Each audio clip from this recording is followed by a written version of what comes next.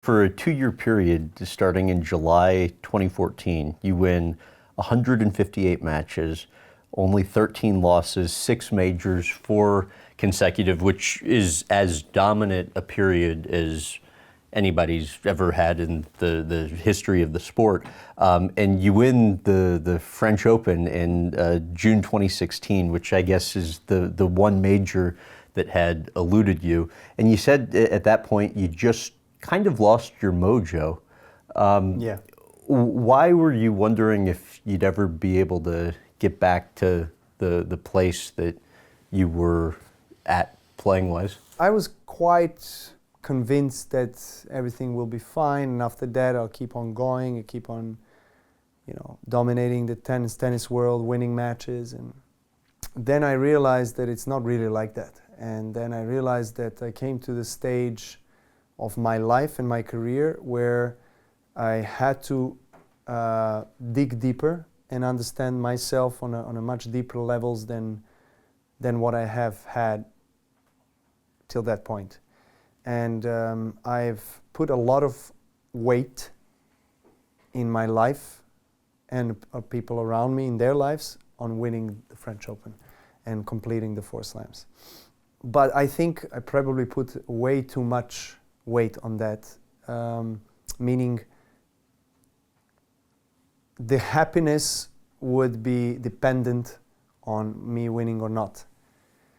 And then I realized that when I won, of course I was happy. I achieved something that I wanted to achieve for so many years, but I was not fulfilled fully. Something was lacking.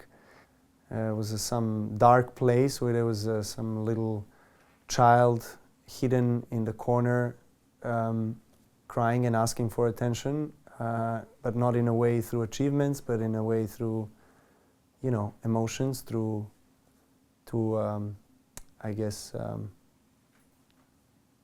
other ways of communication. How so? Well, I realized that because of my devotion to tennis and because of the way that got me to achieve those things up to that point, I left that inner child aside, and it didn't grow with me.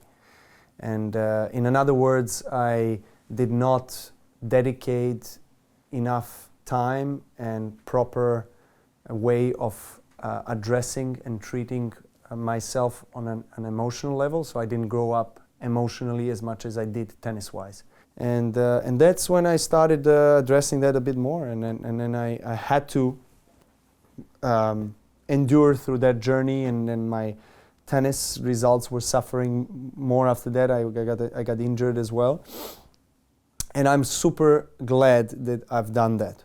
I just focus on appreciating and understanding and accepting that something happened and it happened for a reason.